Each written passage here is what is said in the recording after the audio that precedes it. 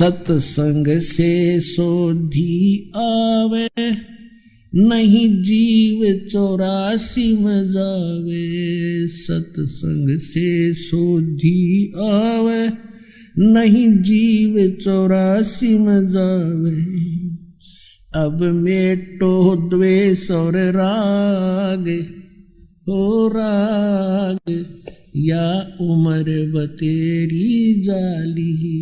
अब मेटो द्वेष और राग, हो राग या उम्र बतेरी जाली। उन्हीं में से एक ये महर्षि दयानंद पुण्यकर्मी प्राणी थे। इनके घर में किसी चीज की कमी नहीं थी, ब्राह्मण वर्ण में जन्म था। इनके पूज्य पिताजी उदिच्य ब्राह्मण थे और यजुर्वेदी थे। यजुर्वेद का वो पाठ करते थे और जमीन भी थी इनके कुछ। महर्षि दयानंद के पूज्य पिताजी सरकार से भी कुछ पद प्राप्त था उनको और कुछ सेना भी रखते थे। ऐसे संपन्न घर को त्याग जाना ये कोई छोटी बात नहीं। और किस लिए? परमात्मा के लिए। तो वो महापुरुष घर से निकल गया, भाग गया, घर छोड़ के भाग गया। उसने अपने जीवनी में लिखा है। तो निकला था भगवान पाने के लिए। आगे उनको वो तत्वहीन प्राणी संत मिल गए, ऋषि मिल गए, ब्राह्मण मिल गए, गुरु। महर्षि दयानंद जी ने 13 गुरु किए और अन्य से बहुतों से ज्ञान ग्रहण किया, लेकिन उनकी जीवनी में लिखा है वो 13 गुरु उन्होंने धारण किए और उनके चरणों में बैठकर उन्होंने वेद ज्ञान, वैदिक ज्ञान प्राप्त किया।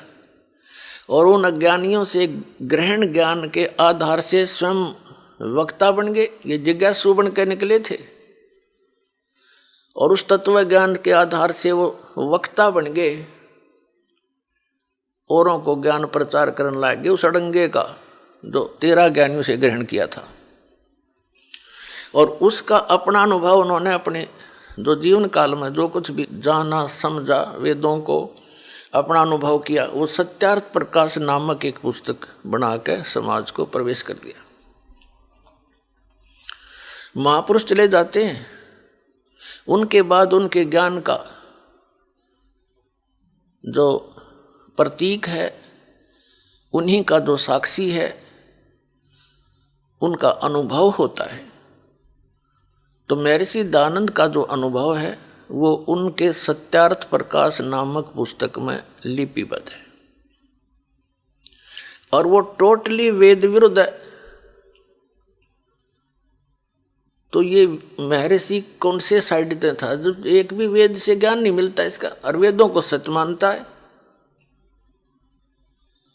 और इनके चेले ने कहे रामपाल ने संस्कृत ना आती,